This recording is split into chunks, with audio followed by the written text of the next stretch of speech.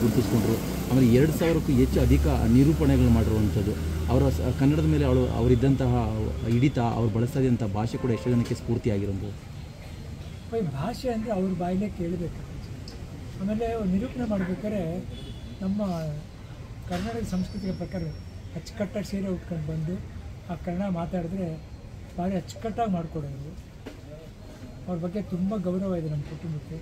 ನಮ್ಮದೇ cinema inspector ವಿಕ್ರಮಲ್ಲಿ ನಮ್ಮ ತಾಯಿ ನಿರ್ಮಾಣ ಮಾಡಿದ ಚಿತ್ರದಲ್ಲಿ ಅವರು ಒಂದು ಪಾತ್ರ ಮಾಡಿದ್ದಾರೆ ಶಿವಣ್ಣವ್ರ ಜೊತೆ.